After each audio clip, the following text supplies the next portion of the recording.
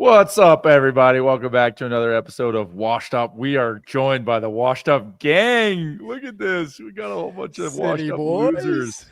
Feels so good to be washed up. We out here. It's great to have Evan back. He's been on the show before, but first timers Kyle Davis and McKay Cannon, a couple of BYU, Utah State, Weber State, SUU legends. Let's go. We've got every school in the country represented right here. Utah. That's a great point, Kyle. Let's see. We're gonna jump right into this. I'm pulling up our talking points today, and it should be a fun show. We're gonna talk about. We have a group message called Beantown. It was us five that had the fortune of going to Boston this last weekend and experiencing that BYU UConn game. Very, very fun game. Great time. We're missing a couple guys. Mr. McKay Webster, one of TJ, Nick, and my teammates back from high school, the Lone Peak days, and then, of course, Nick Emery. Nick flaked out on us, boys. What's up with that? Apparently had to take care of his kids. Yeah, unbelievable. Priorities. What a sorry excuse. Crazy. What a sorry excuse. Exactly what I thought. He didn't care while we were in Boston. Why does he care now? It's a beautiful thing that he'll never see this. So we're safe to say whatever we want. All right, so we're gonna jump right in. You guys know the rules of this live stream, so I don't need to go over those. I'm gonna start us off with segment one. I don't know if we get to all the segments, but segment one is our one word segment. So on the count of three, we're gonna blurt out our single word gut reaction to the game, and then we're gonna go around a circle and talk about why it is we feel the way that we said. Okay, we feel good. Mm-hmm. All right, ready? 1, 2, 3. Ignorant. Courage. All right, I heard ignorant and encourage from McKay. Kyle, what did you say? Electric. TJ? AJ. All right, let's start with Evan. I want to hear ignorant. Let's get some takes flying. All right, let's get some takes flying. Kyle Davis, let's start with you.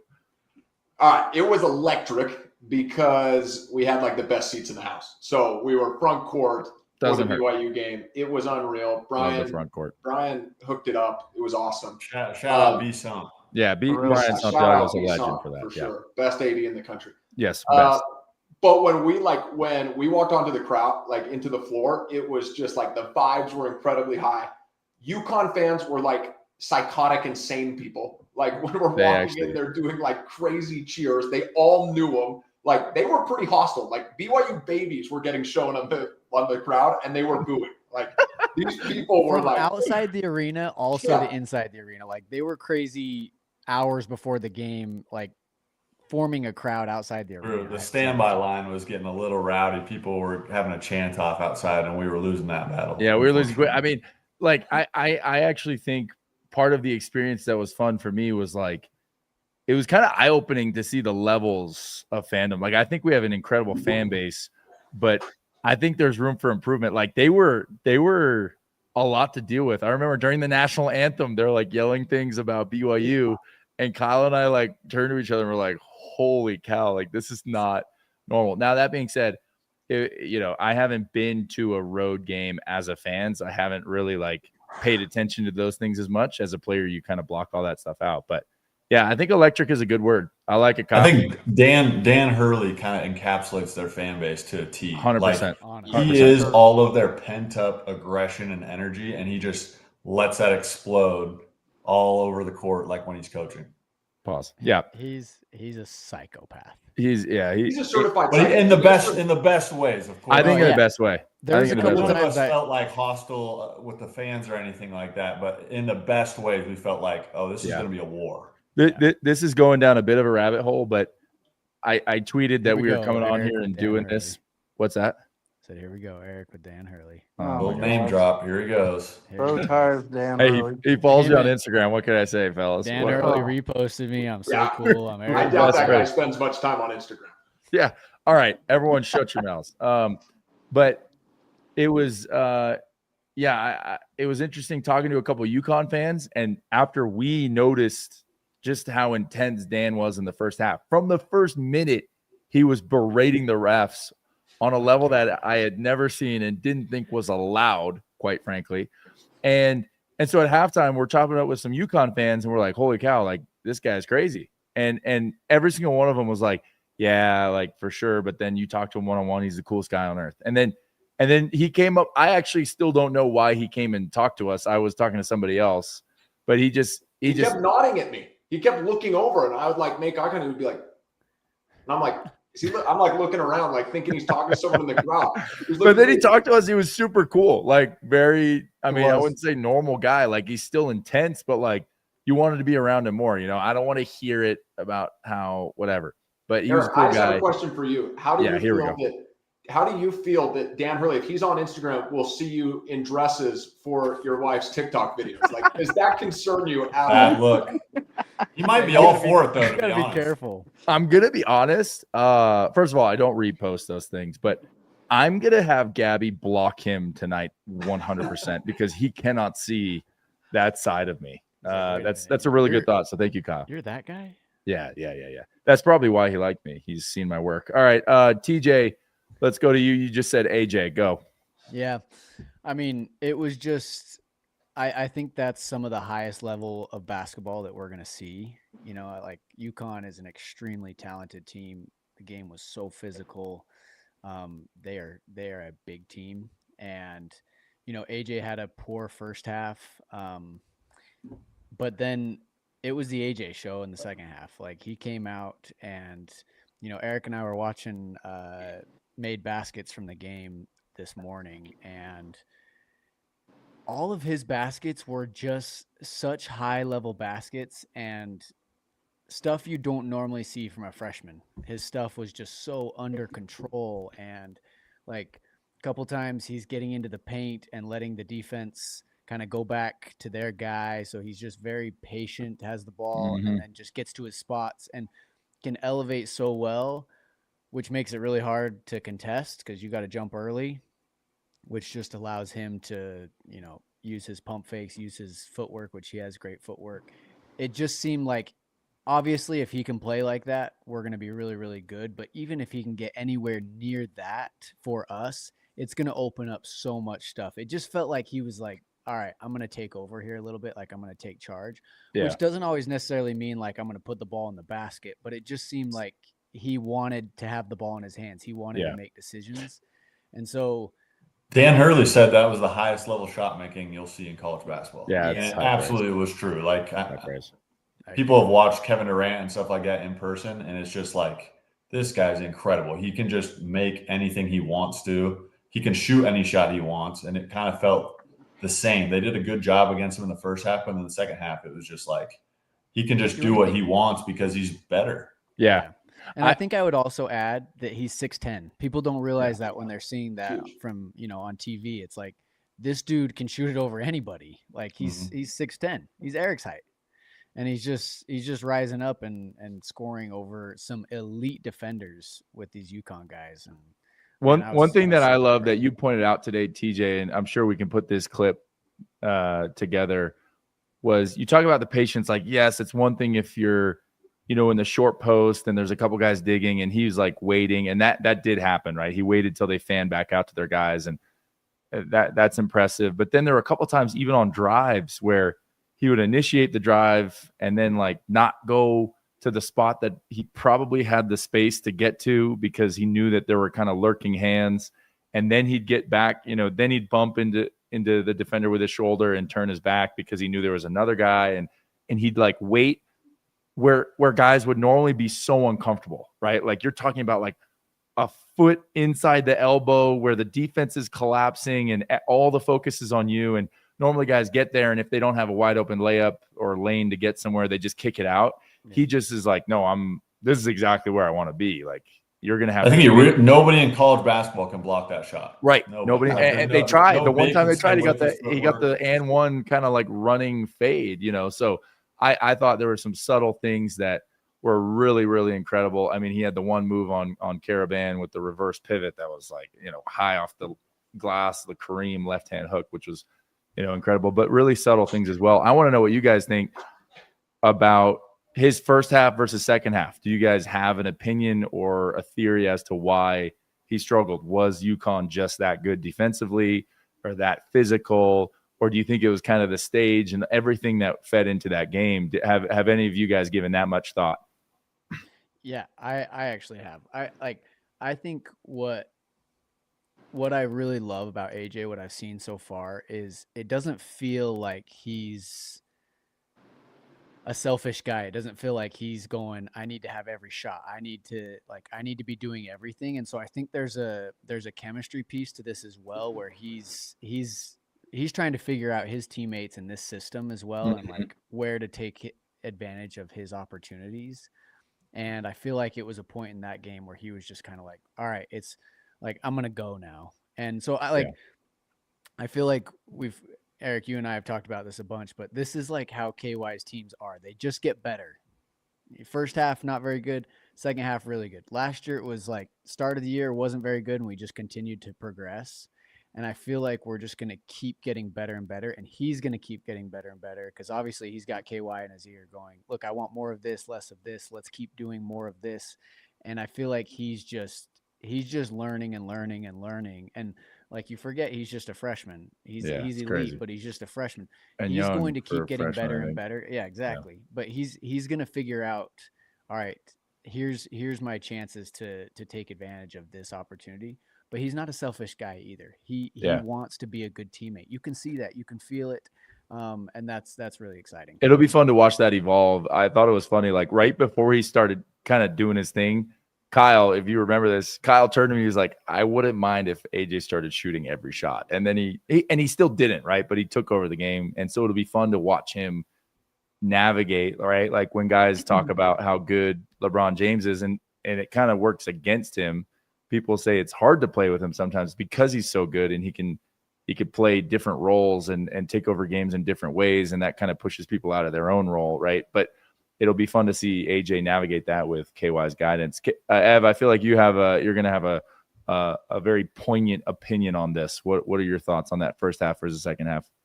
I feel like the refs adjusted their game in the first and second half. Like there was not a whole lot of hand check calls or anything like that. Yeah. I think we had them in the bonus with like 12 minutes left. I want to say something like that. I remember there was 5 fouls with like 14, and I keep my eye on that.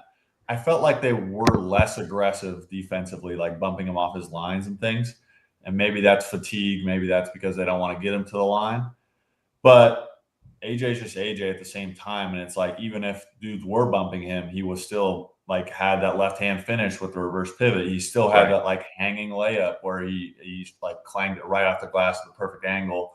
He still has that Hezo 3. Like even if guys are fouling him, even if like a whole defense is focused on him, he's just better. I mean, he's a freshman and there's a lot of pressure on that. And it's hard to play with that sometimes as a teammate, but sometimes dudes are just better and you got to just let them rock out. And that was kind of his awakening in the second half. He just rocked out. Yeah, I like that. All right, we got to finish this gut reaction. Mr. McKay Cannon, let's hear your word. I don't even remember now. I don't even remember what I said. We're not going to come back. All right, you're probably thinking of Dan Hurley. I get it.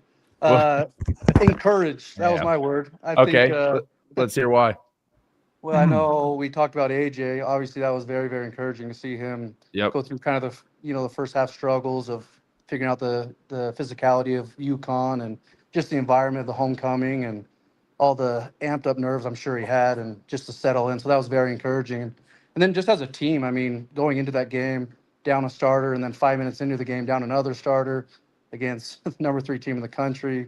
Yeah. A program like UConn, well coached, won a bunch of national championships, just to settle in, not get too uptight, down 10, keep it close, down 20, and not fold. I mean, that's super encouraging as a BYU fan, and it's just great to see a team come together and not give up, and they had every reason to give up, and just impressive that they would stick to the game plan and see the game through and about win the game with all that was up against them.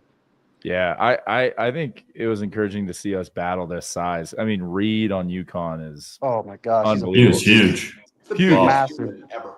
He's a legit NBA guy for a long time. I think last year he was six man of the year. He averaged like 9, 8, and 4 or something, and a couple of assists in there as well in like 19 minutes, like just incredible. So an expanded role. There was one time where he got it on a pick and roll or a dump off or something, and he took like a pound dribble, like loaded up his shoulder, and Kaba just like stood there and like walled him up. It was incredible. And then to see Kaba, who, you know, I don't want to report anything that I'm not supposed to, but we did see his people at the airport, and they said he was doing pretty good. So they're hopeful that he's good for Friday. So I don't know what is out there officially, but that was good because he looked dazed. I mean, he walked right by us, and all of us were like, "Oh, geez, that is." Looked like We a knew he boxer. wasn't coming back.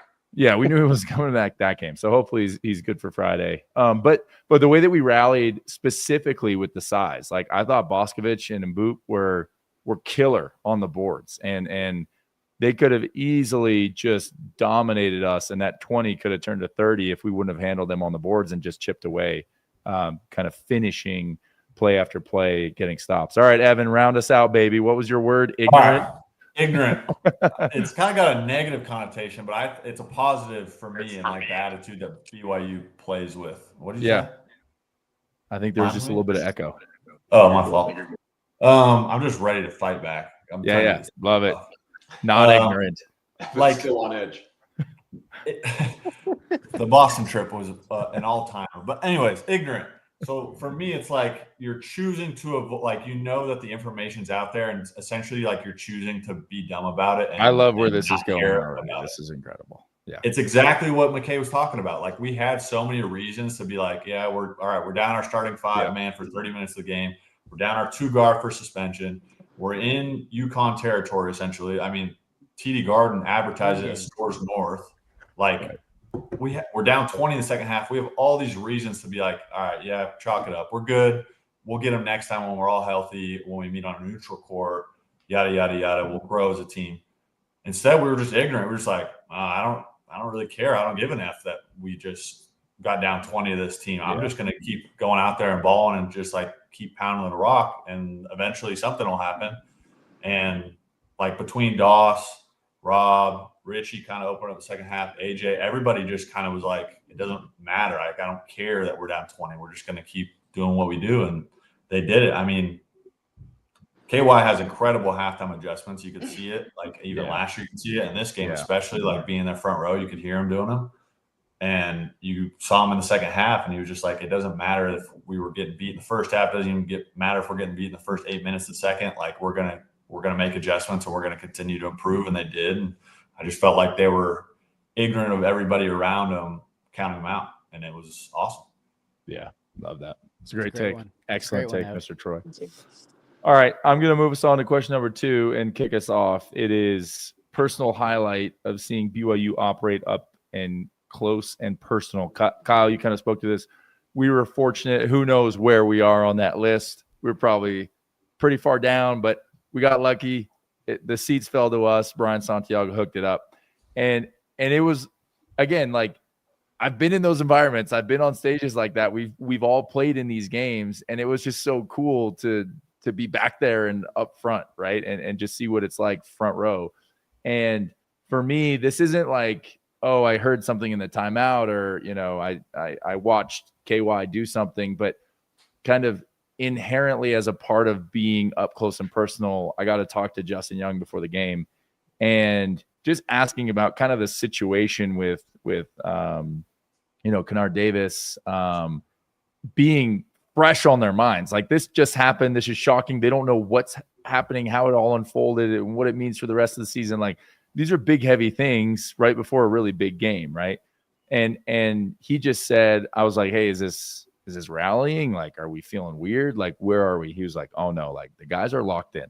He's like, my brother, KY, my flesh and blood, is so locked in that he hasn't looked me in the eyes all day. Like, he is just so fired up. And I told you guys that before the game. Like, I had goosebumps. I feel like so corny saying that, but like I had goosebumps when he said that, because it's just cool to hear KY, who is, you know, Mr. Cool, Mr. Relaxed. Like, he finds a positive spin on everything, right? And he was just so locked in for this game, right? Like, that was the intensity that was needed to go and perform the way that we did, albeit it was, not in the timeline that we had all hoped and expected, but we got there.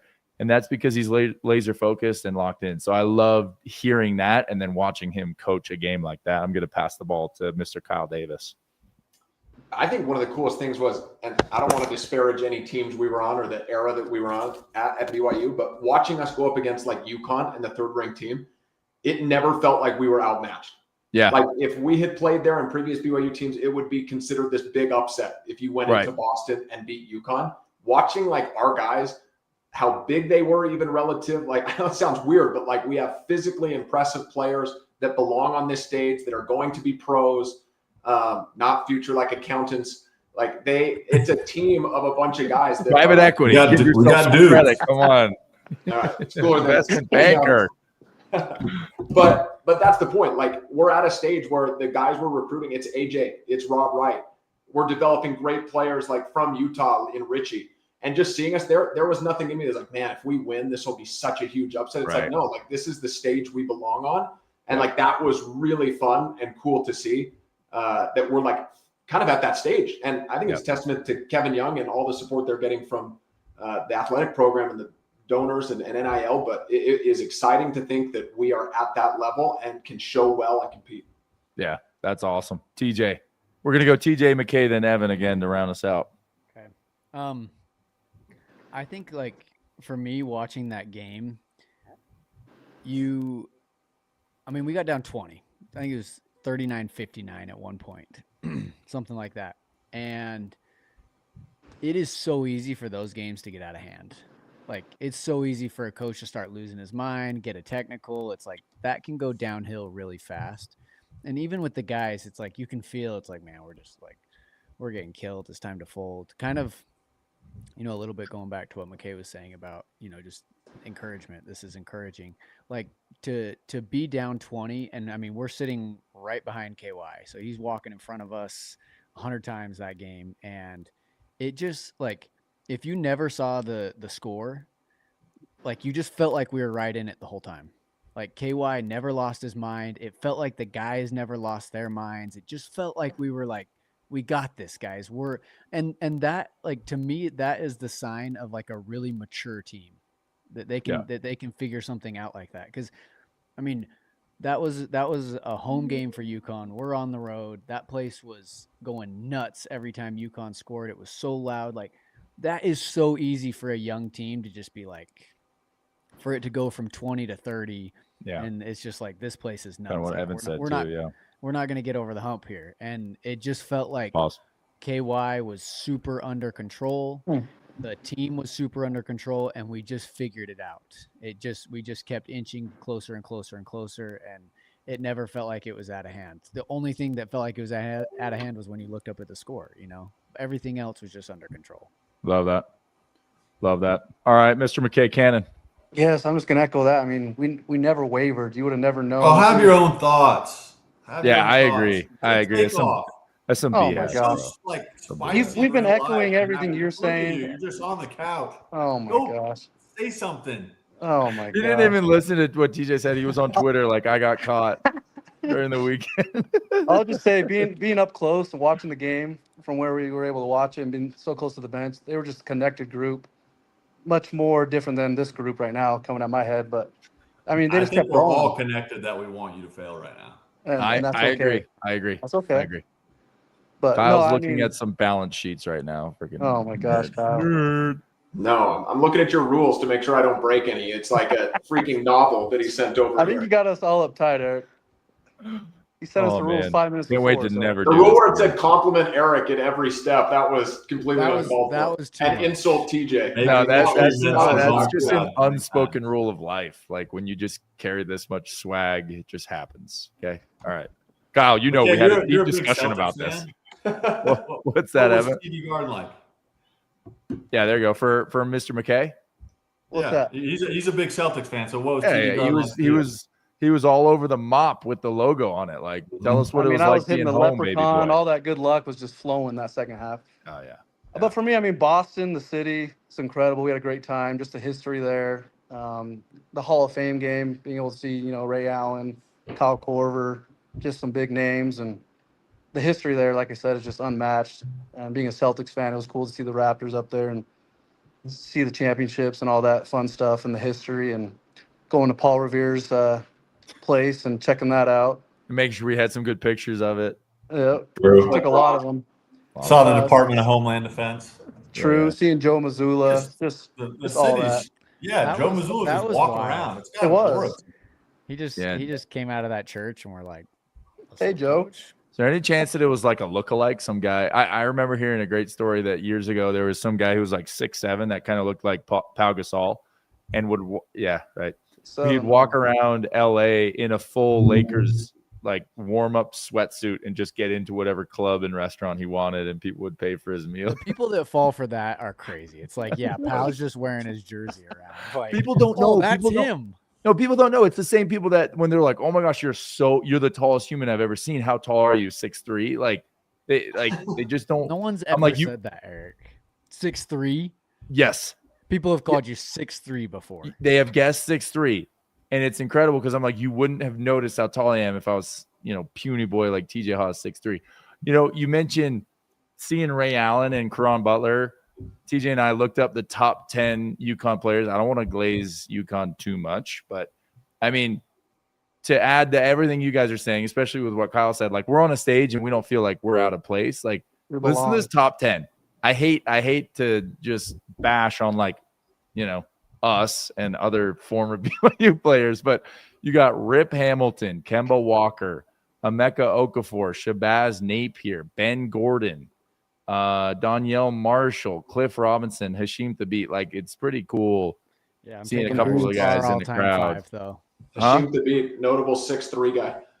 Yeah, notable. Yeah, tallest guy I've ever seen at 6'5". Pretty cool. Lace them up right now, though. Our 5's beating their 5.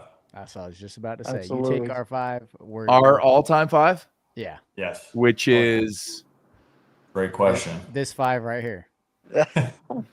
yeah. Okay, well let's go B team. So Jimmer, Danny Ainge, probably. No, this is current. So I love AJ. Danny. Danny may not make it though. He's 70 years old. What do you mean That's what current? we have on Connecticut right now. We got What are we new, talking fresh about? guys. Those guys are all younger What in than the Danny, so world, like bro? more. No, in I'm their saying favor. like Ray Allen. Ray Allen's well retired. We got dudes that you, Teej, McKay, Kyle. We're new in the 30s still. So Listen, you're saying that we would I play wanted our current ages. They got everything in my 30-year-olds power. too. I want to accept that compliment. But Yes, Ray at Allen your is current still a age. better Our player than I am right now. current For ages. sure. For sure. Ray Allen is a better player than I am right now. We lace him up 100%. He will not miss from 3. True. Except when But McKay's let's out name too. the other ones. Is Hashim Thabit still in shape? Are No. you beating Hashim Thabit? Oh, I'm murdering his shit. Oh, for sure. okay. Well, there we go.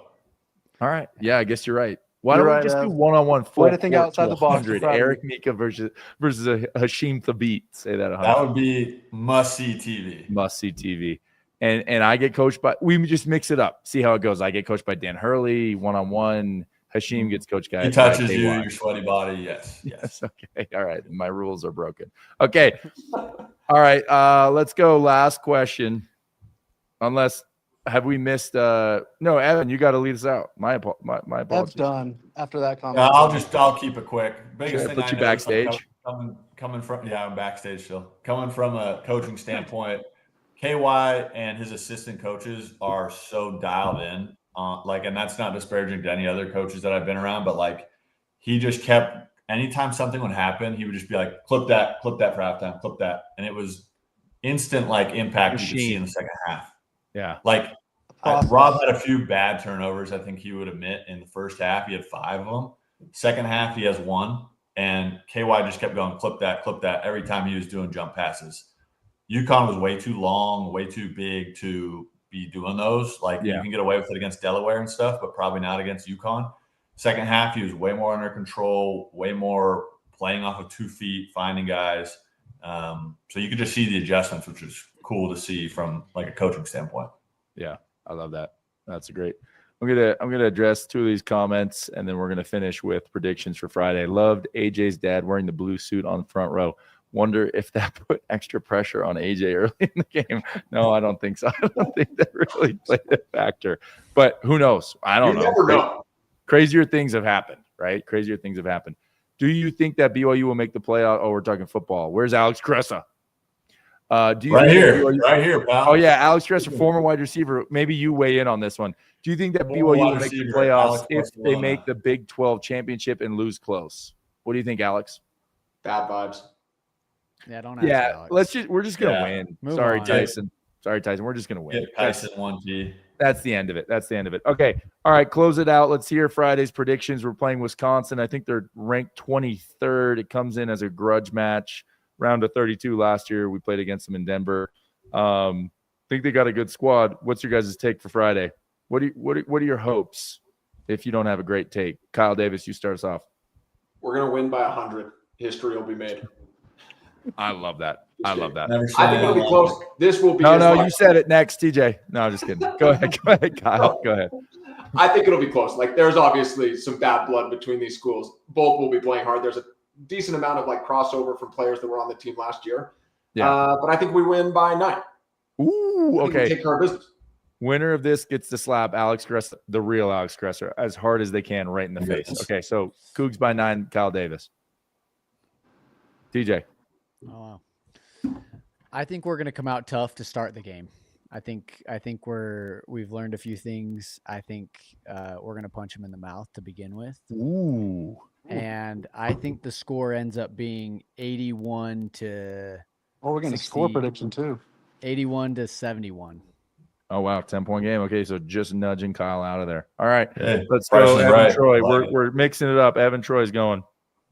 I think I agree with the boys that we will win. I think playing in the Delta Center and all these neutral site games are going to help us get off to a hotter start than Wisconsin will. Agreed. I do think it's going to be a little bit more physical than these other games. Like UConn was physical just because there's two good teams, two good players. This one's going to be more attitude. We're missing Trevin Nell. He was a big pot stirrer there, but Dawson Baker's still around and he was punching guys in the nuts. So I think it's going to be a fun game. I think we win by 12. I think 12. Price is right. I'm going 2 points higher than Teach. All right, let's go. We're going up, 9, 10, 12. McKay Cannon, let's keep the trend going. What do we got? We got the Cougs by 13. I think the big three is going to do their thing. And then the others are going to have more of a consistent game than they have the last couple. Look for a big game by Dawson again and some of the others. And let's go 84-71. That's 13, right? Counting. Help me. Where's the counter? I think that's right. Yeah, I think that's right. All right, I'm going to undercut all of you. I'm going to say we win by 8. I'm going to say that it's 82-74. I think you want to say that we're going to lose so bad. Look at you. Crazy. What? Look, I can see it in your eyes. You don't believe in us. Get those vibes 8? out of here, Ab. He'll be too busy Tell me watching why you Danny believe, early man. like hype videos. No, I'm reading his book right now, actually, if you're wondering. We weren't. No. You know what? They're untested. You guys are going to give me that crap, and you're right to do so. Okay. So they haven't played anybody. We've played some dogs already, right? Delaware, notable dog. Can I put contingency in there about Kaba? True. No. McKay said yes. All I needed is one yes. If McKay, Kaba's good to go, we win by 16. We run away with it. And if not? If Look at not, that. we win He's by already hedging, boys. we win by 11. So we got 8, I 11. thought you said 16. 8. How do you Is pull it that 8? off? Is it 10? 11 or Do we all is just it get free scores? 16? Okay, What fine. is it? We'll keep it You easy. don't get to choose anymore. You're done. We get No every Kaba option. 8, Kaba 16. I'm just going to double. His impact is double. Okay, Thank you. guys, thank you for joining us. We had lots of viewers on here. Tyson, 1T, you're the best. Please be here. Post game after Wisconsin, we're going to be back for another episode of Washed Up. Will Pally, thanks for giving us your thoughts. Fans, we love you. And I hate everyone else in here that I'm seeing on a camera. I hate you guys. Love the fans.